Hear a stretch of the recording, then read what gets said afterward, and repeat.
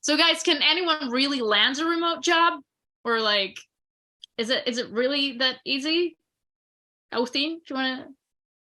Yeah, happy to answer. So yeah, so we have in our program career coaches, right? And what we typically explain everybody that it's about to look for either their next opportunity or just their first job. In our case, in AI, right? We explain them it's a numbers game. It's really it's just like you are going after a sales process or an investment process. You just need to start applying, and we are seeing even worse numbers when it comes to look for remote jobs, and that's because you have so many opportunities that if you don't start applying massively, your chances of success really decrease. So we have, brought some numbers here to share with the audience that, we explain every fellow in our program that if they want to land 2 or 3 job offers at the end of the process, they need to start to at least 200 applications. And of course, there are different rates in the process between from the time you apply to the moment you get your offer. So really, remote, landing remote jobs, it's of course as every other process when you look for a job, but probably numbers are much more massive when it comes to applying, and that's because of to my previous point, the amount of applicants that you're going to have globally for one position. Yeah. Yeah, Absolutely. Kevin, what do you think about it? Can anyone land it really?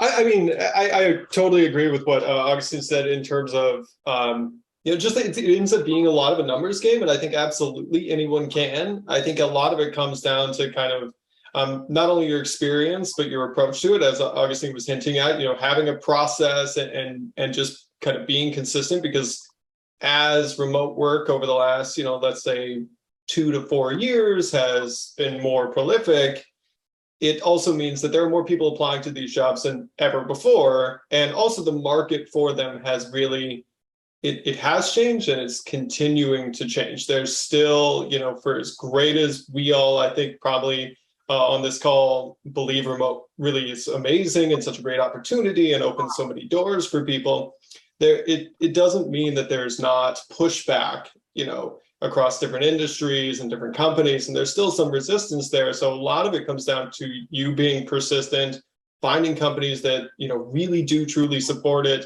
understanding how they support it. Is it sort of like a box that they check where they say like, yeah, you can technically work remote, but we've heard stories of people saying our company's remote, but it's only remote within our state, for example, which is like kind of not remote fully in our opinion, or it's just a different version of remote. And so even as you think about applying for these jobs and deciding, figuring out if you can land that job, is what are your requirements? What does remote mean to you and what matters there? Because again, it's not a one size fits all. Right. Absolutely. Yeah. Autumn. Hey. I think I would add to this by zooming out a little bit. While one of the things I'm passionate about, and one of the reasons I work at Microverse, because it's one of their sort of inbound passions as well, is that opportunity should be for everyone. There are talented people all over the place, and people from the global south should have equal access to opportunities in the global north, where a lot of these technical producers are located, and that's something we're very excited about. But it is we still have a lot of work to do. Yes, post-COVID, there are a lot more remote opportunities, even globally distributed remote communities, but they still prize English as a working language for the most part. Infrastructure. Do you have reliable access to internet and electricity? Does this rainy season take out your internet and our area. There are definitely lots of strategies that can be employed. For every problem, there are ways to overcome that barrier. But I mean, I think it might be a little optimistic to say at this time, anyone and everyone can get involved in remote work. It is still clustered around a certain set of privileges, particularly those of infrastructure. But I think that the world is growing more and more in that direction every single day. And it is the people that have these conversations that lead these charges. Like, I was very excited to see you on here, Kevin. We Work Remotely is one of the places we push our students to apply.